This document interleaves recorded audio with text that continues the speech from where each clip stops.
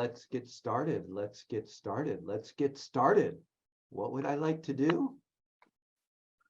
Get started.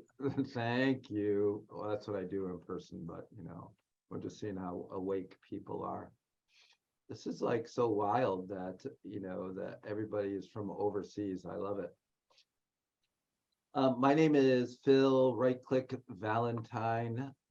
Been in recovery since December 1987. So, wow, that's next month. It'll be 35 years.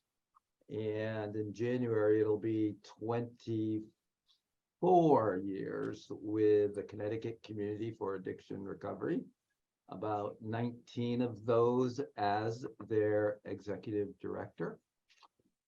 So I like to start out each session with everybody introducing themselves.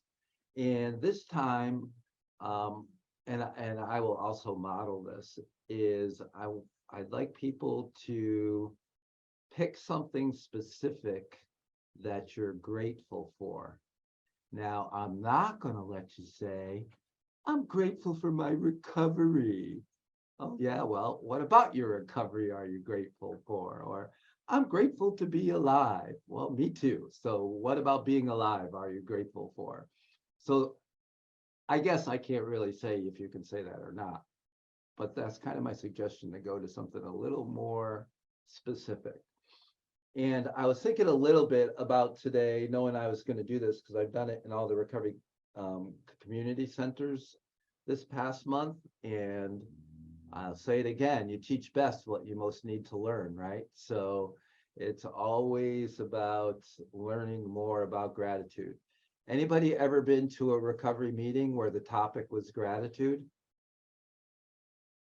Anybody been to like a few hundred recovery meetings that the topic was gratitude? So let's see, we're going to tie it in. So this is coaching for coaches, recovery coach performance sport. Trust that the process, and we will wrap it around to how it applies to who we are, what we want to be. But first, again, we want to introduce ourselves and something we're grateful for. And you know what I was grateful for today? And is hot water. How many people like took a shower today or a bath? I don't know. I'm a little question whether Mark took a shower or not. He looks kind of like that way. I'm not sure. I'm just messing with you, Mark. How many took a hot shower? And so I was just like looking at, you think about, and then the other flip side to that for me, if I got into the shower and the hot water didn't work, would I handle that like perfectly? Would I say, oh, this is no big deal, we have no hot water today?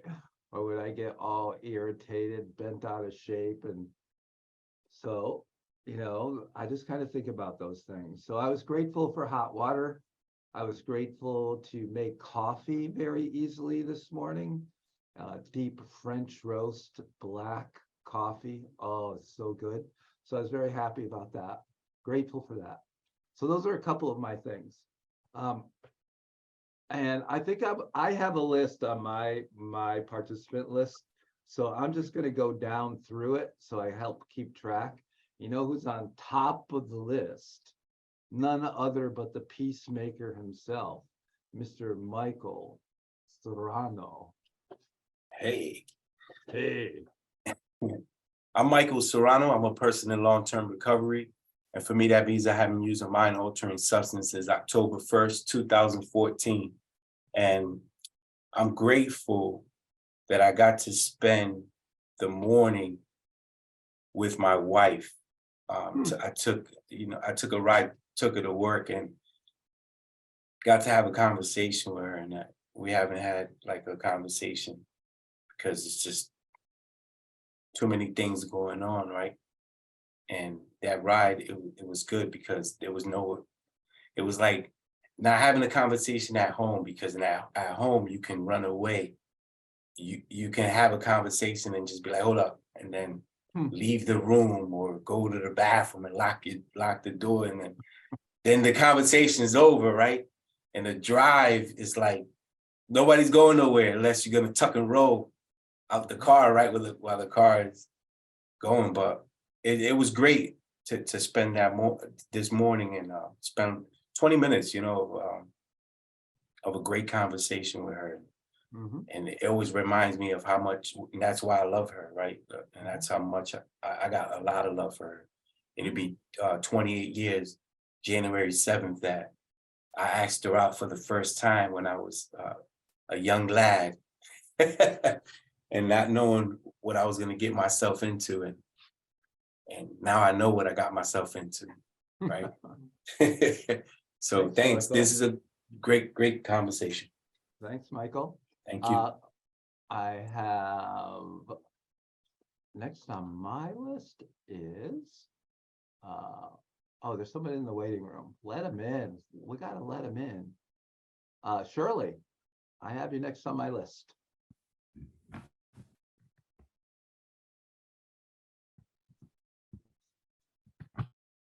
Maybe not. Shirley, are you there? Would you want to introduce yourself? All right, let's go. I'll get back to Shirley. Khalees. Hi, y'all. My name is Khalees. I'm a woman in long-term recovery. What I'm grateful for, I'm gonna paint the picture really quick. I'm grateful for moments like this in my life. Yesterday, we're sitting at the bar, me and my son. We're Wait, what? we're sitting at the bar, like I know, the it's- kitchen table, counter, whatever you want to call it. So we're sitting there, we're playing bingo. My stepdad, he's like calling out the numbers and the stars are getting stuck. So he's trying to jam the spinny thing for bingo. And me and P are laughing. And then mom's like, 49, staying alive. And like, she's yelling these like sayings to go with all the numbers. And just that moment, like if you could have taken a picture, those are the moments that I'm like really grateful for in my life. Love that. Thank you. All right, this is not going well. I'm going to go this way. Colin. Hi, my name is Colin, and I'm recovering from the UK, the northeast of the UK, Newcastle, and on set. You shut up.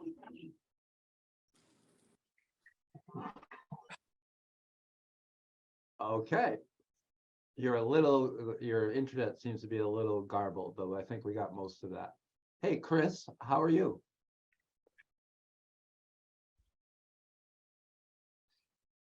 I'm fantastic again today, which is good because I think I've counted about 5 fantastic days in a row now.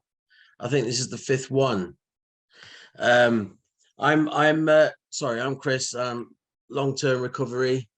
I had a lapse a couple of years ago, but that's about it. I've been dry ever since. I'm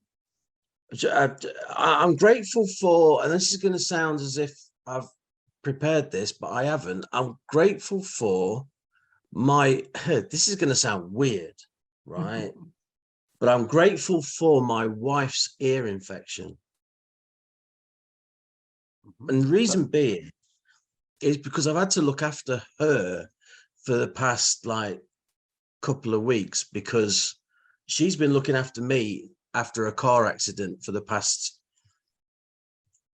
solid year, a little bit more, because of all as most of you people know, I've got broken hip and all sorts of different things from this car accident. Anyway, she's been looking after me and I've been sort of groaning a bit about she's not really have been moaning about the fact that she's not doing enough. And that sounds really bad. But I was getting to the stage where I was thinking, if somebody didn't bring me a glass of water, she was obviously very busy working and I was moaning about that and moaning about stupid stuff, and then she got this ear infection and the roles reversed because I can walk now. So I've been looking after her 24/7 for the past week, and it's really humbled me. It's really sort of humbled me to the sense that I really am not going to moan again about anything. Poor girl's really going through it with this ear infection really badly. And so I'm grateful to that because it's humbled me. That's it. Thank you, Chris. Mm. Paul. Morning, guys. I'm Paul, and I am a person in long-term recovery from Newcastle in England. I am grateful for the ability and the motivation to work on my physical health, which means that I now drag myself out of bed in the morning to go for a swim at 7 o'clock. Thank you, Paul. Grant. Good morning, all. My name is Grant. I'm a person in long-term recovery as well. I'm from upstate New York. Today, I'm grateful for having a home. You know, we just had 6 feet of snow dumped on us in a weekend, and you know, I see a lot of people that I work with, clients and whatnot, that they don't have anything. They were moved to a garage, a car garage. We don't even have a homeless or warming shelter in our rural community. No resources, no capital. So looking at that from my past and my active use, I'm happy to have a home. I have a stepson. I have a beautiful significant other. I have a warm place to stay out of all that. So that's what I'm most grateful for today. Yeah, the good old lake effect snow. What a phenomenon that is. Coach Rochelle. Hello, good morning. Nice to see you all. I am Rochelle, first time here with you all. Welcome. Really, yeah. So first thing to be grateful for is that I'm here with you and I get to learn with you. I'm in Vancouver, Canada. It is 6:12 a.m. I'm grateful for my coffee. Although having said that, it's always decaf, so I don't know, but I do like the taste of it.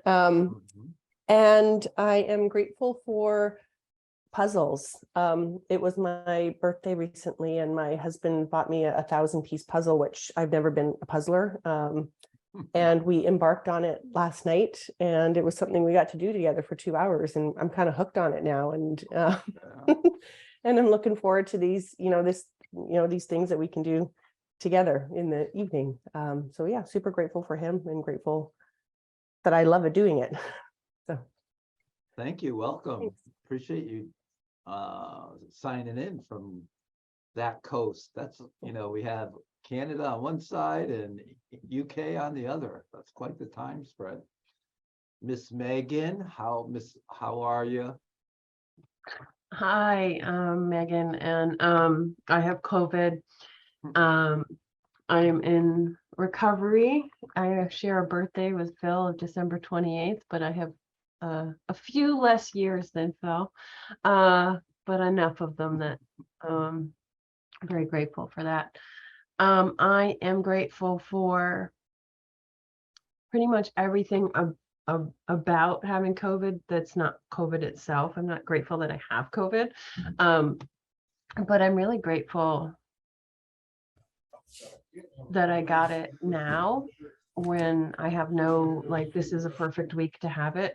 I'm not a person that's super big on holidays. Like, it's just a day. If you get to spend it with people you like, that's cool. If you get to eat food you like, that's cool.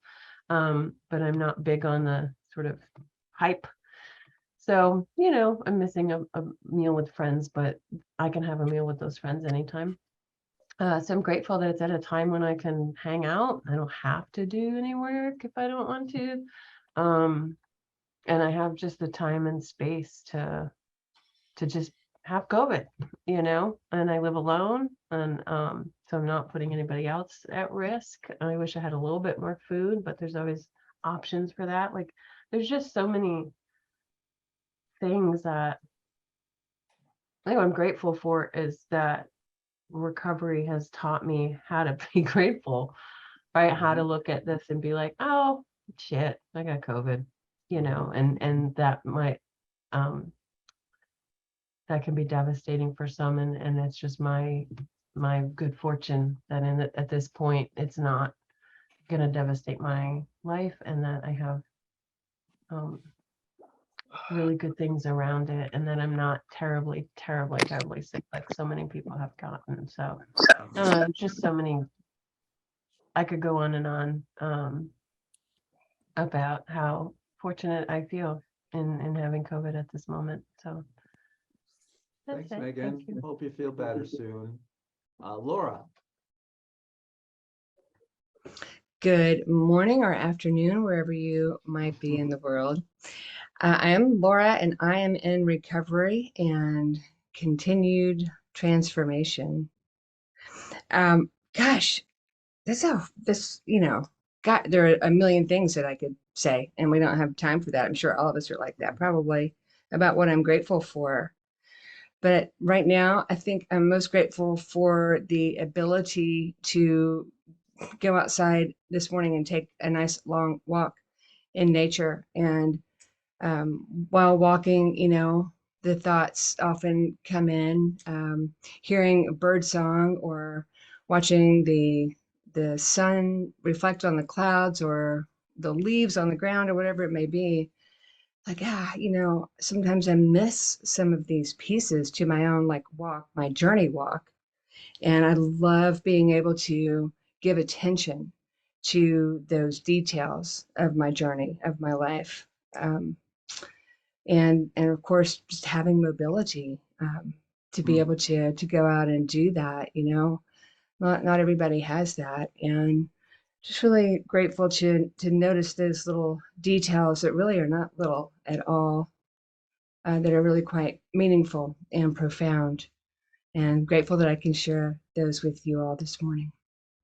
Thanks, Laura. Fiona. Hello everyone, my name's Fiona and I am from the UK, the northeast of England, and I volunteer with some charities in England, Humankind and Changing Lives, offering mindfulness meditation for people who are in recovery. So I'm super grateful, like Laura, there's so many things that come to mind. But I'm super grateful for the sun, which has come out this afternoon because it's 17 minutes past 2 o'clock in the afternoon here. So I'm grateful for the sun coming out. And we've got 2 spaniels and I'm looking forward to being able to get out and be in nature later on this afternoon with the sun out, because it hasn't really been out very much at all over recent days. And just, be in nature and have a run with the dogs. And just connect with nature. Super grateful for that. And the fact that my knee, which is being bothered with osteoarthritis, is being very kind at the moment, not giving me too much pain. So that's something additional to be grateful for. Thanks, Fiona. Anita. Hey, I'm Nita, long-term recovery, crazy family in recovery, all good stuff, controlled chaos, full of love. What am I grateful for? I am grateful for a very specific kind of patience today.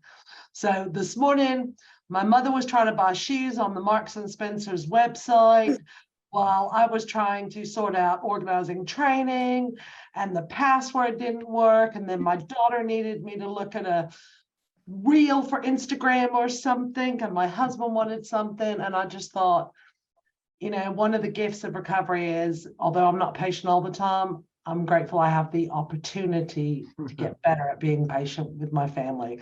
So I made sure my mother had not ordered the wrong size shoes and has her Marks and Spencer's login, and talked to my daughter and talked to my husband, and I didn't die or yell at anybody.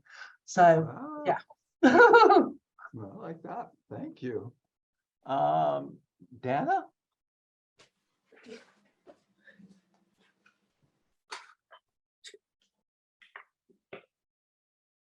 Did I get you, Dana? That's right, Dana? Hi. There you Yeah, go. it's Dana, but that's okay. Dana, okay. Well, I'm Dana. I'm in upstate New York too, but a little bit more south. So we didn't get all the snow. I'm so sorry, Grant. I saw pictures of it and that was just a mess and crazy. I'm so sorry. I can only imagine trying to find resources for people, and oh man, I would have been a wreck. So I'm so sorry, but I work in I'm a peer supervisor actually, so I'm very, very grateful for that. I just was promoted to this position, so I'm doing lots of training and figuring out how to go from peer advocate to peer supervisor. I'm in long-term recovery myself too. Thanks. Welcome. Mark, you're up. Yeah, hello everyone. I'm Mark. I live in Costa del Sol in Spain. I'm also a person in long-term recovery. And today I'm grateful that my brother owns a house in the back of Beyond in a little place called Donegal, very north coast of Ireland. And I'm even more grateful that he lets me use it. So I'm here. I've been here for 7 nights and I have another 2 nights to go. And apart from a gang of friends came to see me at the weekend, and I was delighted to see them arrive, and I was delighted to see them go again. But apart from then, I won't see anybody for 4 or 5 days at a time. So I just get to walk up the mountains and read and eat good food and do not very much, And I guess it just reminds me is that, that's one of the things that I've got in recovery is that when I was drinking, I couldn't tolerate being on my own. Whereas now I find a lot of pleasure on being on my own and just by myself. So I'll leave it there. Thanks. Thank you. Lisa. Hi guys, my name's Lisa. I'm here in Scotland. I'm also a person in long-term recovery. Like everybody on the call, grateful for so many things, grateful to learn the word gratitude at the start of my recovery that I didn't even know existed. I'd never heard of the word gratitude.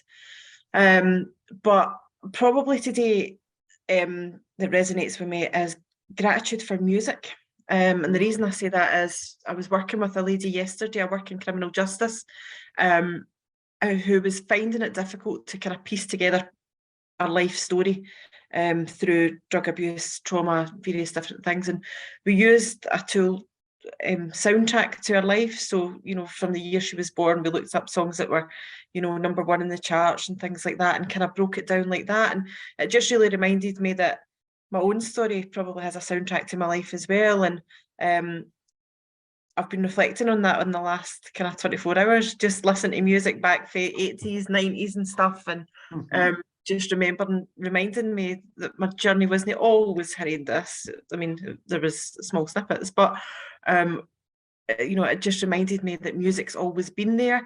And I've been working from home all day today. I've been in the house because the kids are at school, the sun's shining in Scotland, and I've just had music on in the background. It's just been lovely just hearing that and having that pleasure of being able to work like that today. So thanks. Thank you. Love that. Elizabeth, do you want to say hi? Yeah, I'll say hi. Good afternoon. Sorry, I've got an absolutely stinking cold. Hence for being laid up on the sofa. So I'm a woman in short, I'd say, I'm not quite sure where this sort of changes. Short to just to the end of short-term recovery, but still in recovery. And I live in Spain, Costa del Sol as well. Strange enough, just relocated here from Ibiza, working as a recovery worker in a rehab center down here. And even through my head full of snot, I've been trying to think of what I'm grateful for, so many things, but I'm going to go with, I'm actually grateful for having been sent home from work, because it's meant that I've got to join this call, which I wouldn't have done otherwise. So as crappy as I feel, I'm really grateful to just be able to tune in and listen to this and distract myself from the streaming nose and the sneezing. But I'm going to take myself off video again and just listen, if that's all right. That's really nice to see you. Thank you. So, welcome. Thank you. Yasmin, do you want to say hi? Hi, Phil. I've been doing a lot of reading of your book and watched your interview with Natha. It was amazing. I don't actually know what the question was. Was it what we're grateful for? Right, and I just made two caveats. You can't say I'm grateful for recovery or grateful for life. We want to be a little more Okay, specific. that narrows it down. I'm grateful for a lot. I guess I'm grateful for my practice of writing a daily gratitude list. I'll just show you. I've filled about 5 notebooks in the last year. So yeah, I'm really grateful for the fact that I can actually connect with gratitude now that I'm clean. And I forgot to mention I'm in long-term recovery as well. Yeah, thank you. Welcome. Thank you. Yeah. And Elizabeth had an interesting question. When is like the difference between short-term recovery and long-term recovery? And I've always said, you're in long-term recovery when you say you are. I mean, it's not like, it's whatever you say you are. Amber, your camera's off. I didn't know if you wanted to say hi or not. Just want to check in with you. If you don't, that's okay. But hi, absolutely. Sorry, I'm driving. I am coming from. So I'm getting gas right now, but now I'm getting back in the car. So that's why I was off camera. I'm really, really sorry. But I'm Amber Jones. I am Columbus, Ohio. Go Bucks. We play this weekend if you know anything about football. I am a person who has been impacted by someone in addiction. My parents were most of my life. So what I'm grateful of is the opportunity to be able to serve. I serve as a linkage to care coordinator here in Franklin County and helping to support community to go from addiction to recovery. So it's an honor to be here to learn and grow with each of you so that I can do what I couldn't do for my parents, and that's help people, support people, and serve in the best way possible, and removing myself and allowing to elevate the voices of those who have the lived experience, and so that we can be impactful in how we serve, meeting people where they are. So it's an honor to be here. Sorry, I will be driving. I am on the road. So I will definitely be on and off camera. But if my camera's on and you see just the sky, I can show that it's not snowing here right now. So that's another piece to be grateful for. I heard about the snow that's taking place. We got a little bit, then it's supposed to get like up in the 50s. So we're like not knowing what to do with our wardrobe these days. So it's an honor to be here with you guys. Thanks, Amber. Welcome.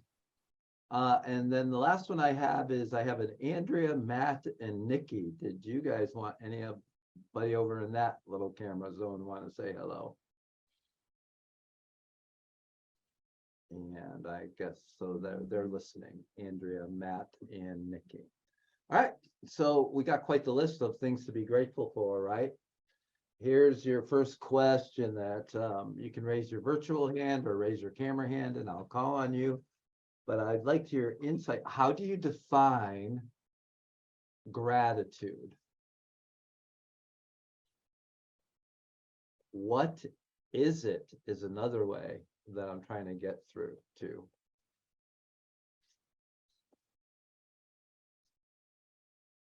Yeah, Fiona.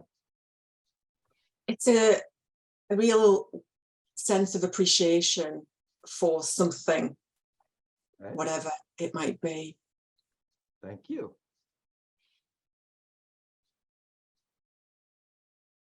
Khalees? I think I've mentioned this before. My mom used to tell me you can't be grateful and angry at the same time. And I tried really hard to be grateful and angry at the same time, and I couldn't do it. I was never successful at it. So if anybody figures out how to do that, I'd be very curious to see how you did that. But for me, whenever I was in early recovery, like getting down to the bare bones of gratitude, like, wow, I have a bed to sleep in, just an appreciation and like respecting and valuing all the things that I have. Like I don't know how to describe it.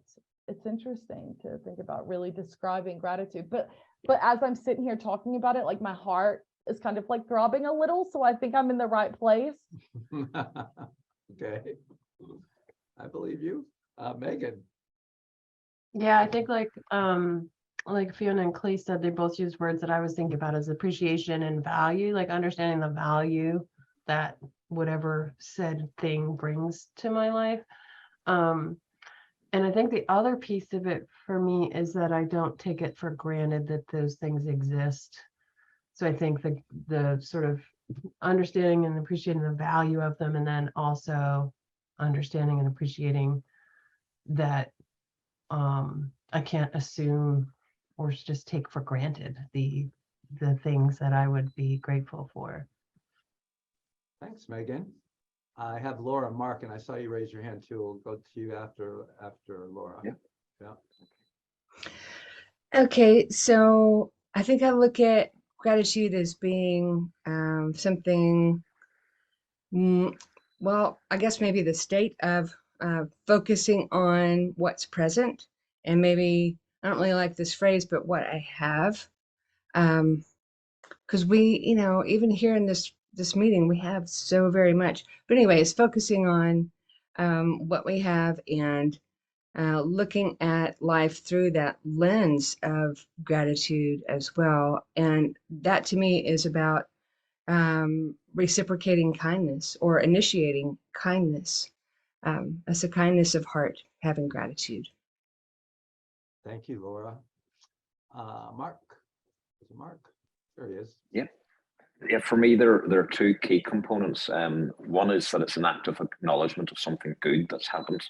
And the second key component is to acknowledge that it hasn't come from me, that it's come from some external source, either another person or just from life in general. Thank you. Rochelle.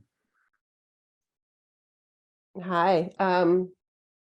Two components for me. One's already been said, and that's a deep appreciation for what I value. And then the second part is that it has me feeling connected to myself and connected to others in the process, in the moment. Gotcha. Thank you. Neetha. I agree with everybody else. And I think also for me, it's an internal state or mood or view of how I see things. So I said to somebody once I was feeling overwhelmed, and they said, what if you were overwhelmed with gratitude? Can you look at the fact that you're feeling overwhelmed and be grateful for opportunities? So I use it as a tool to reframe difficult times, but also to have, if I'm feeling something that's distressing, how can I be grateful for something in this moment, in this time, in this action with these people? And it just often it calms me and I can look at it from a different perspective. Okay. So I've heard so far people talk. Well, let me ask you before I go into that question, I'm going to ask you a question first. Is gratitude an emotion?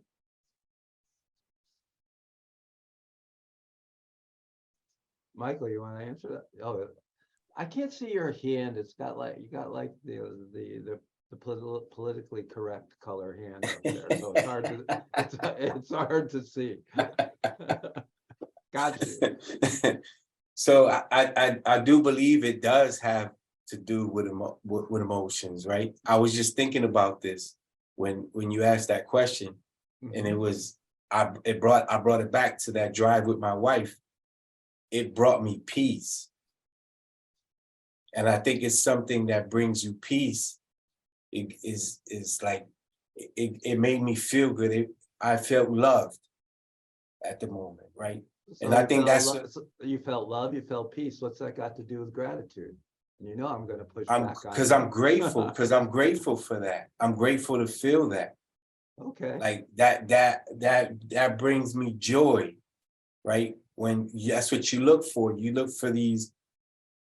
When people do stuff for you and you're grateful, or people just around you, right? That energy, and you're grateful for that energy to have, especially if you're in recovery, right? Because a lot of people don't find that. You don't find that all the time. So if you find and that's like it. Gratitude is all those emotions, every single emotion. So you would say gratitude is an emotion? In a sense, yes. Okay. Yeah. Megan, what do you got? I think it's maybe a value. and what comes with it is all those emotions. So I think it's a value or a principle, right? It's a perspective, a way of seeing things, or like a belief, part of a belief system about acknowledging things to be grateful for. But then, like Michael said, with it, when you apply it, the value, you can have all of these feelings. Because I mean, I definitely have had moments of gratitude that are like a physical feeling, like overwhelming my body with feelings and goosebumps and a rush of so I think it brings with it strong emotion, but at heart it's actually like an attitude or a value. Ooh, yeah. So you said it. So when we look at the feeling wheel, and we did that in one of these sessions, that thankful is on the feeling wheel that we use, but there was nothing for grateful or gratitude. Neetha's looking at it, so I think thankful's over there, right? And the words that we have used when I asked, what is it? So far I asked you specifically, is it an emotion? And we have gratitude is an attitude. Anybody heard the attitude of gratitude in recovery rooms? The attitude of gratitude. We have it as a perspective, a principle, a value, an action, a lens, a state, a mood, a view, a tool. So you guys, you've confused the heck out of me. What is it? What is gratitude? What is it? Rochelle, I saw your hand up earlier, so now you can jump in. Go ahead. Well, I was gonna say, for what, like, does it matter? I mean, do we have to put a label on it? Now that's a great question. I love it. For those that are Brene Brown fans, and she is a huge researcher, she's got a book out that I'm looking at right now, and she does call it an emotion. And she's saying, like, whatever you would call it, that the benefit of it, and you're probably going to get to this, is, that it's good for us physically, emotionally, mentally. The research shows that it's correlated with better sleep, increased creativity, decreased entitlement, decreased hostility and aggression, increased decision-making skills, and it goes on and on. And yeah, regardless of how you want to label it, like, these are the benefits of it. Show us the book. Is it Atlas of the Heart? Yes, it's Atlas of the Heart. So Well, yes, so gratitude is one of them. Yeah. All right, there you go. Thank you. Neetha, and then Laura. So that question, whatever you just asked, made me think about, I don't even remember the question. I just know what my answer was. All right. And it came from your book. So one of the things that stood out in your Continue book was how you described spiritual shivers. And I'd never heard that reference before. But when I think about feelings and emotion, a lot of the times when I feel really strong feelings of gratitude, it comes across as a spiritual shiver. Okay, thank you. Laura. All right, let me just say this before I say what I'm going to say. I don't know if this is really an answer to the question, but I can't help but speak this. So I know it's not Christmas yet, but in the movie It's a Wonderful Life, George Bailey has stopped experiencing gratitude. And it's like that. Gratitude is like a water wheel to me. It's like constantly refilling, and we give out, so pouring out too when we are expressing gratitude, and that just feeds the collective, and on it goes. But George's wheel is dried up. And this is why he is on the bridge on Christmas Eve, because he is not able to experience gratitude, whether he's able to feel it or be in the state of it or look through the lens of it or whatever, however we want to have that for ourselves, that understanding. But that to me is just such a powerful image of gratitude, when he's able to go and see his life and realize all the things, even the snow and the ice and whatever else, then he is grateful for all of it, and it makes the difference. Thank you. Yeah, Chris. Amber looks like she's got a spiritual presence with her at the moment. There you go. Right, I think that I've been writing stuff down, but I think it's to me it's a deep sense of feeling understood, and that your sort of silent needs have been met by either another or entity or, you know, agent as such. So so that you feel as if what it was that was burdening you before has been taken away, so that you have this feeling come over you. And I think that's gratitude. But also that happening gives you the motivation to do that, or enable that feeling to come up in another person or another group. So it's a sort of a pass it on type of feeling. So once you've been given this once you really get that sense of gratitude, and you really do get it, because it took me years and years for me to get rid of the hard-headedness and literally feel what gratitude is. I don't think I did until recently. Certainly didn't when I was drunk, of course.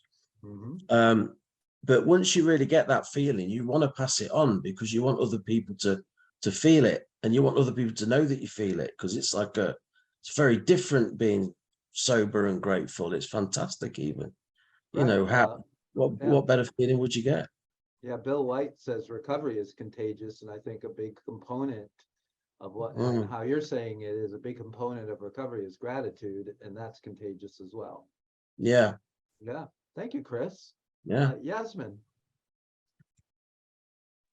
I see gratitude as almost magic. It's a bit like a boomerang. It will come back to you. That's a brief synopsis. I love it. Thank you.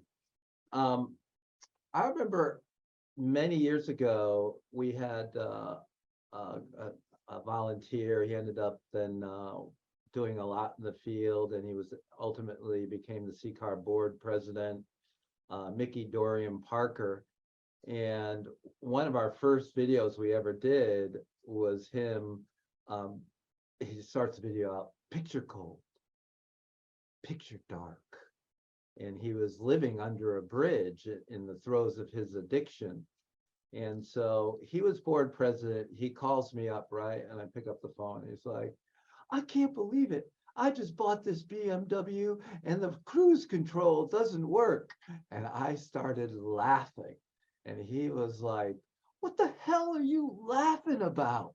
I said, 3 years ago, you were living under a bridge. And now you're worried about your cruise control not working on your BMW.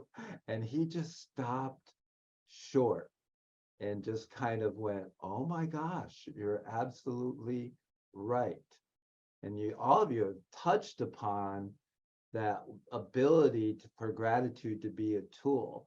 So what I've learned as I've been doing these recovery coach performance support sessions on gratitude, for me, and I think, Laura, you talked about this, you and I often align on these views, is that for me, gratitude is a world view that you can choose to have. It's almost the lens I look at the world through. If I can look at the world through the lens of gratitude, everything changes. And so, yeah, that could generate an emotion. It could generate an action. It could generate a spiritual shiver. It could generate whatever you think it might generate. But that's something that you can always practice, is looking at the world through the lens of gratitude. So the next question, though, is when you talk about recovery in general, however you define recovery, however you want to think about recovery, what's the role of gratitude in recovery?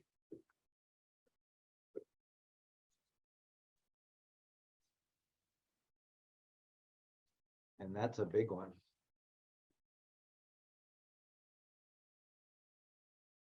Yeah, Fiona.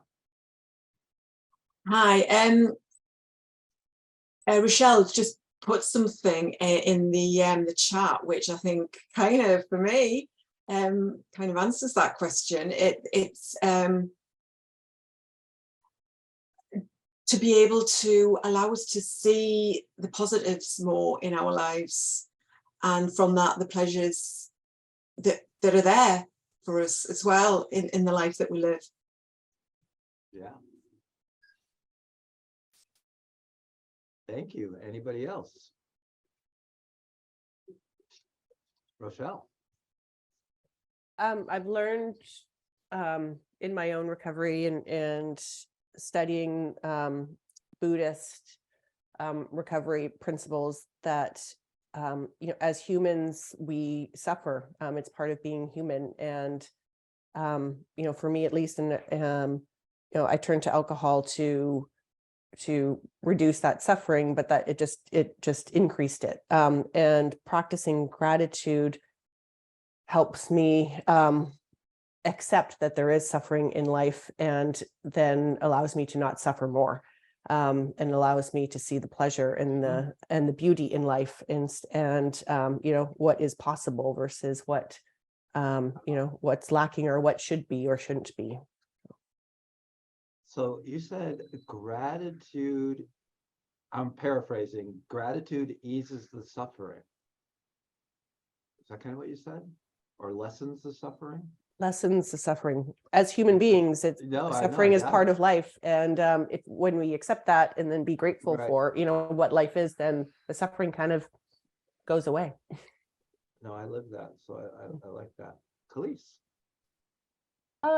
I think for me personally, whenever I'm thinking about gratitude and recovery, I didn't really start to have gratitude or appreciate my recovery or value any of that until I started to do that inner work on myself. And I'll completely admit that I struggled with my self-esteem, self-worth, looking for validation.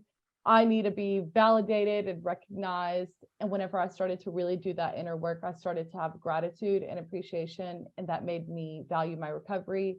That made me a better human. That made me a better, just the empathy and compassion I could show for people completely changed, because it wasn't about me anymore. It was about looking out. It was taking me out of the situation. And then, so having gratitude helped me do that inner work and helped me in my recovery to then value and appreciate everything I have. But I didn't get gratitude until I did the inner work. Mm-hmm. I'll be honest and say that. Mm-hmm. I think that's true. Paul. I think Megan actually said it better in the chat, but for me, in the past, when I've lost sight of my gratitude, I've let complacency come in its place, which has led us further and further down a hole towards reoccurrence and picking up again. Thank you, Paul. So being an awful. Megan. Yeah, I stand by, thanks for that shout out, Paul. I stand by my statement that it makes me less of an asshole. But it just really hit me deeply listening to Khalees and thinking about self-esteem and self-worth, and how many of us have had that struggle, right? To sort of regain that or achieve that if you've never had it before. And how powerful it'll be, and I'm going to do this, is to make a gratitude list for myself, like what I'm grateful for about me. Because that just seems so profound to like, yes, I can acknowledge all these external things, but what is it about myself that I'm grateful for? Are there certain qualities or behaviors or attributes or that's deep kindnesses I've done or something like that? So I'm going to try that. Wow, cool. That got me really thinking. Thank you, Khalees, and everybody else in here. Laura, you posted in the chat, the engine of my recovery. Whoa. So here's my question for you. If gratitude's the engine of your recovery, what's the fuel?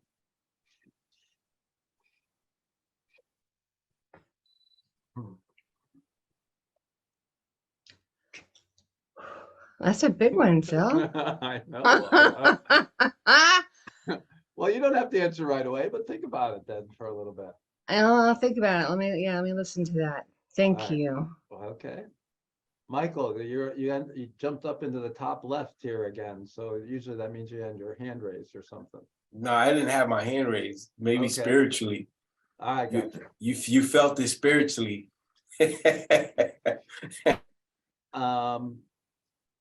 Before I get into the last two questions, here's the third question before that. You know, we're talking about gratitude and puts us in a certain frame of mind, right? We're starting to spin that in our heads. What's the opposite of gratitude?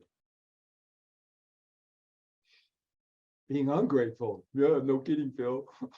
what's the opposite emotion of gratitude? Yeah, Mark. So for me, the very, very center of my addiction was this idea. It was self-centeredness. And gratitude forces me to look outwards and to what is it I'm grateful for. And that stops me from me falling into what the opposite of gratitude is for me, which is self-pity. I can feel very, very sorry for myself, and I can't be great. I can't have gratitude and self-pity at the same time. I can choose one or the other. Gotcha. Yasmin. I think resentment is the opposite. I'll leave it there. I know we have in the chat, we have resentment, entitlement, and disconnection. Who put in that? Colin. Well, maybe if your internet's not good, but tell me, what's the definition of entitlement? Anybody?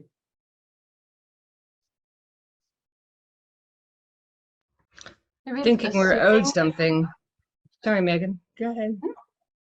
Just thinking that we're there, or believing or acting like we're owed something without having earned it. Earned it. Whatever that means, right? Or we deserve something because somebody else got it, so I deserve it too. In there, I think there's that's like being, the center of the universe. You're not the center of the universe. Yeah, Megan. Yeah, I think it's just the assumption that things are for me. Like that, whatever the things are, they're mine, or they're for me, or they're about me, rather than thinking about it in terms of others, or that it has absolutely nothing to do with me. Gotcha. What does, so we're all talking about recovery coaching and recovery coach performance. What's the role of gratitude in recovery coaching? I like watching Megan listen to my questions because she's anticipating what they're going to be anyway. What is the role of gratitude in recovery coaching?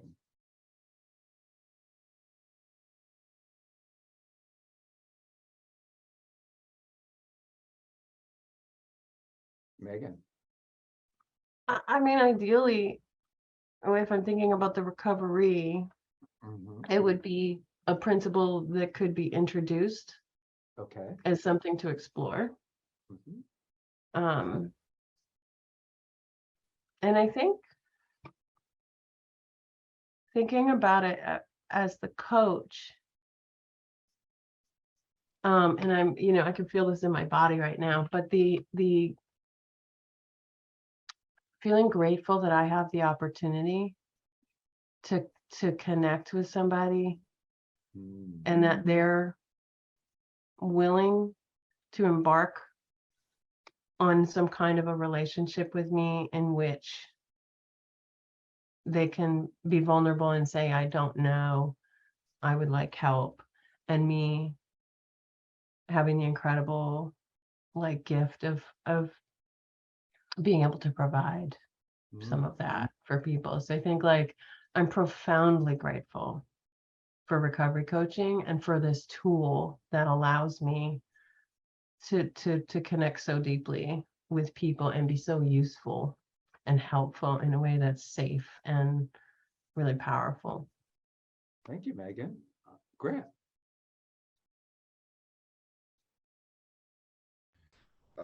So in my perspective, as it relates to recovery coaching, I have to be a role model always. And gratitude for me being an action concept of, solution focused all the time. And how can I role model that positivity and remain solution focused if I'm not displaying being grateful or not showing, how to actively be grateful for the things that I'm receiving. It's, yes, your probation officer didn't increase your curfew, but you're on probation. You're not in the clink anymore. So All right. perspective. Gotcha. Thank you, Nitha. So my head's just blown up. It's made me think of so many different things. And I think, the role of gratitude in recovery coaching allows one, I agree completely with Grant, that role modeling piece, but it also provides hope. If I can share a period in my life that may not have been great and have gratitude for something in those moments, that even though it may not have been good, there's hope for a different outcome or hope for various outcomes. And I really got to thinking about when you asked Laura, what is the fuel of gratitude? And when I look back and think about the gifts I got in my recovery, that then I'm grateful I had when my daughter found recovery, what was the fuel in that? It was compassion and empathy. Well, I always say the fuel for the engine of gratitude is my go-to is love. Yeah. I always go, Laura. Yeah, I like that, Nitha. Yeah, I mean, love came up for me too, but I think I have, the answer for me to that question. And that is, if gratitude is the engine, then the fuel is compassionate service and also vision, because it is the vision that we have here to see a different world and for people in recovery. And I think that for me is what is the fuel.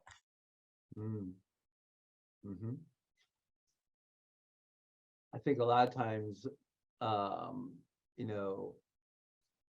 when I say it's a world view, I think one of the metaphors that I might use is to and I don't know how I would do this yet, and that's going to be the next question for you guys. But it's kind of like, I'm wearing these glasses of gratitude. Would you like to try them on? And what would those glasses look like for you? So that might, and I might say it just that way, but I might say lots of different ways too, or try different little techniques. So the question is, as we explore this further, some of you talked about it, but how do you improve or increase your own gratitude? How do you do that as an individual?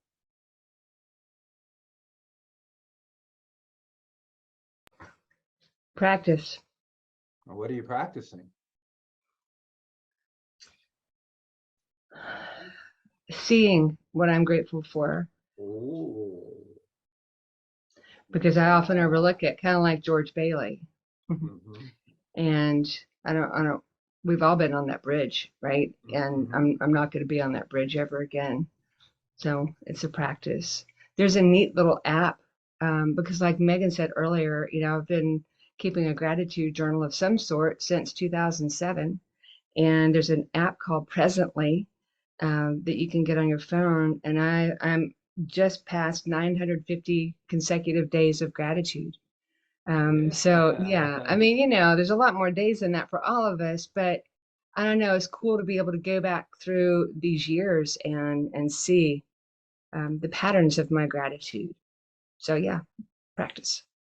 Can you put that app in the chat for us? I hadn't heard of that. That's pretty cool. Thank you. Megan. Well, I think that, the first thing that immediately popped in my mind was humility, that those two go hand in hand. And I can't be grateful if I don't have some level of humility. And then I said to myself, well, how do you get humility? And I answered myself, the hell if I know. And as soon as I think I have it, I've lost it. But I think, humility is one of those elusive things that's really hard to pass on to others, or to define, or to say, this is how you get humble. I mean, I think for many of us, it's deeply connected to the idea that I am not the center of the universe, and that there's something more powerful than me. But I think that's not the only way there. So yeah, I think that I don't know if I could ever possibly really say, how do you get humility? But I think that you can't have gratitude without humility. And I do, I had said in the chat, I did a gratitude list every single day for 5 years.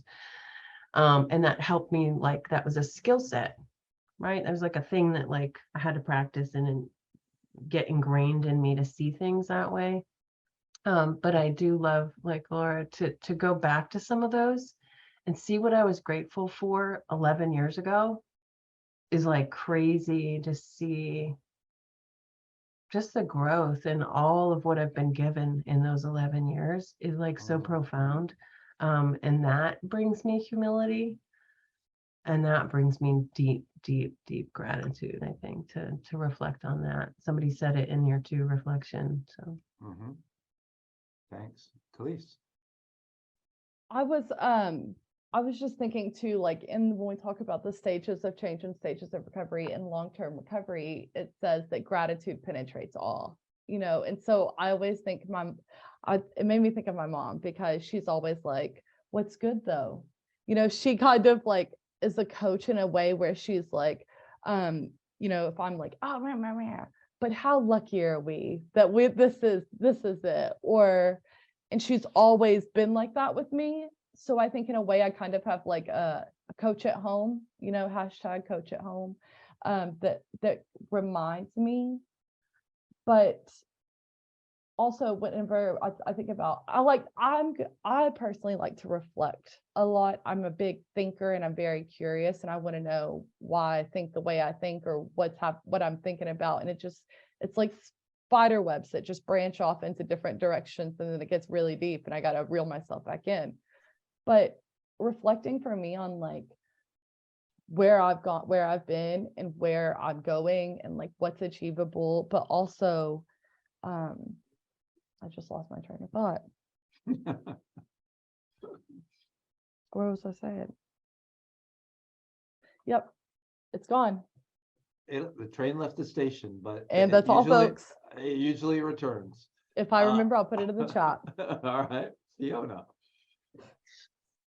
Yeah, I totally agree with what Laura said, that it is, and others, that it is practice. It is a practice. What we practice grows stronger. And I mean, for me, I am in the habit of every morning before I get out of bed, while I'm still in bed, thinking of 3 things to be grateful for. And it could be just as simple as, yeah, I've got food in the fridge, I'm in a nice comfortable bed, and I've got hot running water, I can have a nice hot shower. Just something simple as that. And it might be that that's what you repeat every day for the next 2 weeks, but then there might be something else that you start to notice, because the more you're doing it, the more that you become more self-aware, and then you can spot other things that actually, yeah, I'm grateful for this, I'm grateful for that hug I got from my husband, I'm grateful for those kind words somebody said to me that helped boost my confidence, and it grows, it just grows, gets stronger. That's so cool. Thank you. Anybody else? Any thoughts so far? If you're working with a recovery, what are some, I have a list that I've developed since been doing this of 14 things that that I would say are like tools in my tool belt, right? That we could, if they use in that situation. But what are some techniques, some tools in recovery coaching where your recovery says to you, my gratitude sucks. Do you have any suggestions for me? What could I do? What would you ask them to do? Or ask them about?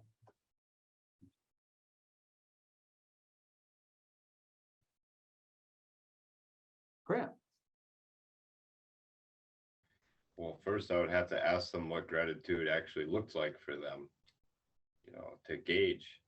If they say it sucks, well, what does gratitude even look like in your dictionary of your definition of gratitude? All right, I'm your recovery Grant. I'm gonna say, I don't have anything. I'm like, I got nothing. I'm down and out. I got this shitty place I live in. I don't have a good job. And I just wonder if this is all worth it. What would you say to me? What would you ask?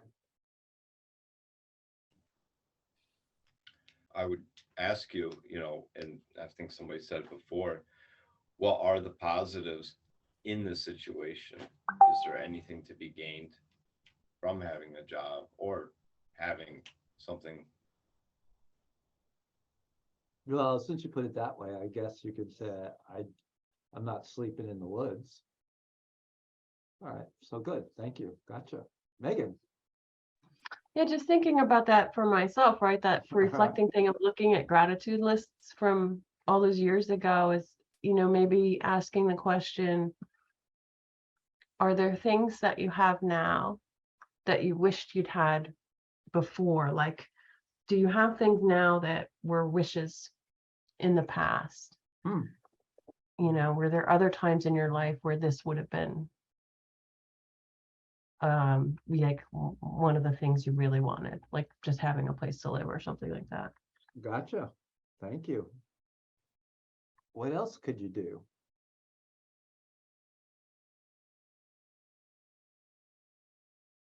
Well, of course, write gratitude lists on a regular Well, basis. thank you. There you go. You guys have talked about that like 10 times. Have you tried writing a gratitude list? Michael. Exactly, right? And then ask the person where would they like to be? Where or what would they like to be? Where would they like to be? Oh, where would they like to be? Gotcha. I think a powerful piece too with the gratitude list that I was doing, we were doing it in a group. So it was a small group. There was maybe 6 of us women who did it on a regular basis, and reading theirs made me really see things for myself. So I think not just writing the gratitude list in isolation, but finding a few other people to do it with really helped me get a much deeper or broader view of it and to recognize things for myself. Love that. Other things. All right, I'll go through my list and then we'll see if you guys have any thoughts or feedback or want to add to the list. Kind of like what Megan said, here's the list, but I've also had the chance of doing this like 5 or 6 times. So number 1, notice the little things, because sometimes we get wrapped up in the real big things. So notice the little things. I keep looking out my window and I see the wind going through these tall reeds that are in this little garden across the street. I'm like, that's pretty cool, so I'm easily distracted as well, though. But like, notice the little things, celebrate victories, whether that, and you can find a victory in just about anything, like Grant gave a great example. The guy's whining that he's still on probation, and he says, well, you're not in the clink, You know, that's a victory, right? So that's a victory. Celebrate that. Here is one that came from somebody that is so ridiculously simple. You could ask the recovery, how often do you say thank you? And one way of improving your own gratitude is to say thank you.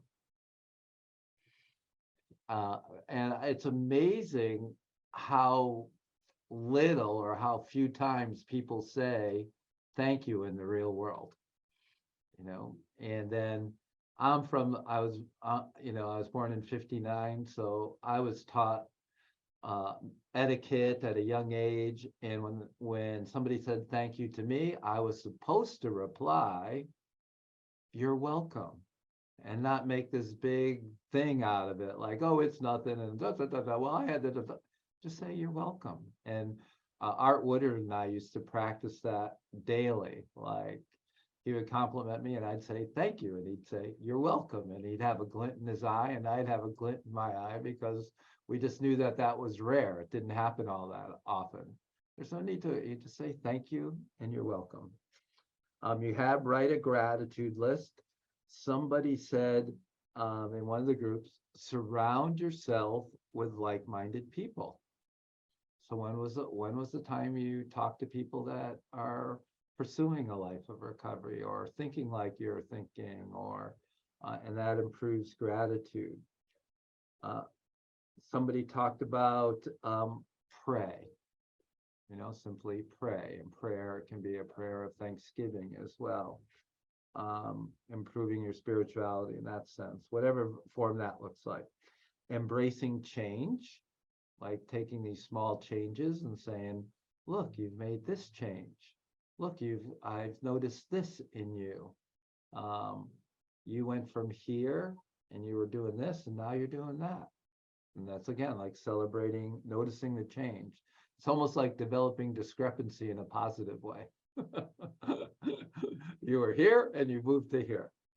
Talk a little bit about mindfulness, because if you can truly stay in the moment, then you do have a lot to be grateful for, because the being in the moment in and of itself is a source of gratitude, isn't it? Where you're just right in this moment. Thank you. Somebody suggested volunteer. You want to improve your gratitude? Have you volunteered anywhere? You might not have work or anything. Is there a place where you could be of service, right? This is closely tied to the little things. I think, Fiona, you talked about it, is go outside, find the awe, AWE, in nature. And it could be something as simple as, you know, Miss Perry up here, she's taking pictures of mushrooms and stuff like that and going, ooh, isn't these wonderful? Or it could be, you know, you're seeing a roaring waterfall or a majestic surf or a mountain or a butterfly, but there's the awe in nature, which I think always fuels gratitude. I think Laura also talked about this, and it's on this list too, is focusing on what you have. And have might not be the best term, but, you know, focusing on what's there. Early in my recovery, I was dead broke. I didn't have my own place. I was living back home with my mother. I was in the middle of a divorce. I was trying to take my daughter out to like Friendlies, my once a week visit, and I'd have to, I think it was like $8.62, and I was like looking in sofas for coins and stuff, so I'd have enough money just to take her out. But then again, I was also clean, I was also sober, I was in recovery, and I had the ability to actually go connect with her. So it was focusing on what I did have. Instead of saying, there's a subtle little switch, I have to do this. change the have to, I get to. So you can catch that sometimes for yourself or for a recovery, I have to go. No, you get to go. You know, I have a to-do list that now right here in my book, I write get to do, you know, because I get to do this now. It's a choice. I get to do this. It's not that I have to do this. I get to do this. And I think, Grant, you talked a little bit about this too, and this is the last part of my list, have a recovery or have yourself fill out this. The good things in life are ... You know, what are the good things in your life or the good things in life or ... Focus on the positive. Any thoughts, anything else that people want to add to my list or to your list? Something that we haven't covered, anything at all? Yeah, Nitha, and then Laura. Two things in your list reminded me of when we were in America. I just said I couldn't find any gratitude because I was so busy worrying. And that was a conversation I had with somebody. And the next time I saw her, she brought me a beautiful jar called a worry jar. And she said, put all your worries in the jar, and then you'll make space to be grateful. That's cool. I did it. And the day before Khalees and I and Parker, my husband, left the US, I got Khalees to bury the worry jar under my mom's roses in her backyard. So I just thought about, oh my gosh, one day somebody's probably going to pull this jar out and read all those Post-it notes of everything I was worried about, which was a very extensive list at the time of some very crazy subjects. So yeah. And then the other thing was somebody once said, you'll never find gratitude if you've got one foot in yesterday and one foot in tomorrow and you're pissing all over today. And so I was like, how do I stay focused in that moment? And pissing all over today. We used the number 2. Pooping all over today. well, we're a bit more reserved over here. I got Yeah. But I just thought that was really interesting because burying your worries and instead of a gratitude, because often people can't find the gratitude, but they sure can find the worries, you know. So once you get rid of the worries, then it did create a space to find gratitude in those moments. Well, that just reminds me, people are always saying that, Phil, poop jokes are your favorite. And I say, no, they're not. They're just a solid number 2. Laura, you can go after that. I don't want to go after that. You don't want to go? I know, right? Okay, stop it. All right. All right. So two things. One, gratitude is just this incredible reframing of what's present and what is there, kind of thing, like what you just said. And I love that sometimes it's really easy for that reframing to happen. And sometimes, I'm a stubborn person, and sometimes it's difficult. I have to talk myself off the ledge, by reminding myself exactly what I have to be grateful for and who I am now. Also, I am grateful for, as opposed to, who I was in the past.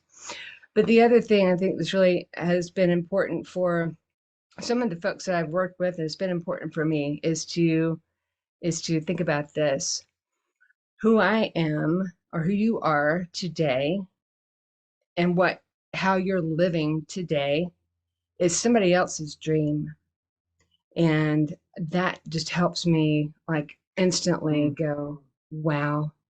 I'm just immediately overwhelmed with being grateful for every single thing, even whatever's the pain in my ass currently, or pain that I've been through, or whatever, just grateful for every single ounce of life.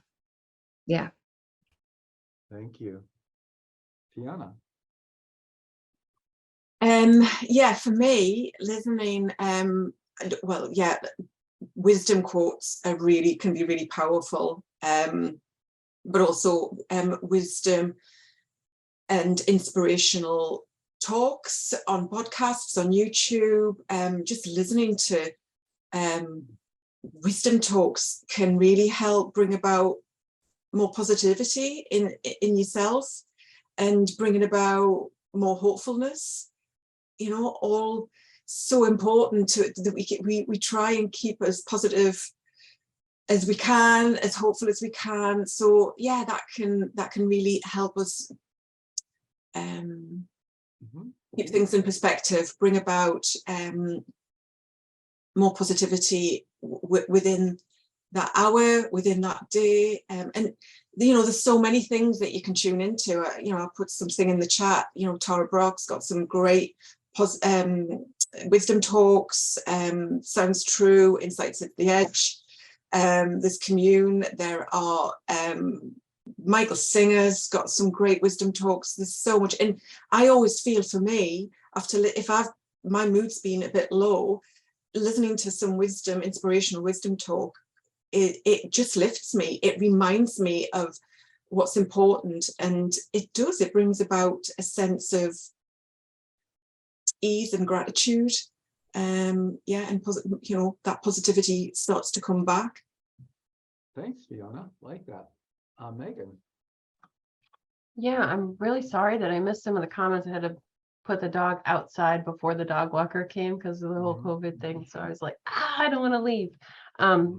So sorry I missed y'all, but I think, you know, that question about like the role of gratitude in coaching is still bouncing around here in the echo chamber. And I think just what I'm reflecting on now is how, you know, I coached full time for 4 years. And then I had to back away. I had to, like, you know, greatly reduce my coaching, you know, my direct care coaching and all that. And I think that I'd lost the gratitude for it. You know, part of that burnout was a direct result of me not honoring the gift that it is to get to coach and to have people trust me with helping them in their wellness. And you know, so I think it really is essential for me to be an effective coach. It has to be there. Wow. Thanks, Megan. Khalees. I think personally, the more we talk about this, I was just thinking, I'm one of those people who really have to practice stuff. Whenever I started coaching, I really had to practice the pause. I really had to practice, like, not getting excited and wanting to say everything. I just have to practice these things really hard sometimes. And even for me in my, 2 years in recovery, really having to practice, okay, Khalees, be good, just be a good person. And even I remember, like, a year ago, Mom was like, I'm going to teach you servant leadership. So I go into her office and I'm like, how can I help you, Mom? And just like, and all of these things, I think they all end up in gratitude because they're life lessons that I've learned from people, and I learn from my mistakes and I reflect on things. So when things are not always good, I think about how far I've come. And too, lately, like, I've had a lot of conversations with people where they're like, I was talking to an old friend from college the other day, and she's like, I wish that I could work at home on my computer. And I was just like, man, I get to be at home with my family. Like, I get to I normally pick my son up from school. Like, how grateful am I that, like, I can do these things today? And so I always have conversations that then again remind me of how grateful I am. And it really sticks to me, I like that. Thank you. It's almost gratitude for me too, is that I can still become more and more self-aware, that I'm still learning. Grant. So, in between practicing coaching privately, I took on a new job that's entirely virtual for a great company called Dynamic Care, right? So I never meet my members. I never see them in person. I don't really get to interact with them. So I had to change my entire art. The science remains the same, but everything else, most of my tools had to be changed really fast. And for a while I was, I don't know, uneasy. And now I'm starting to realize how great it is that I get to work from home, no office drama, and that I get to be comfortable. I don't have to commute to work. So some of the things that I didn't have perspective for, I had to change. Thank See the you. good. Are you raising your hand, Mark? Or did you have an itch? All right, gotcha. So I don't have anything else. Does anybody have anything they'd like to add or share as we wrap up? Insights, epiphanies, learnings?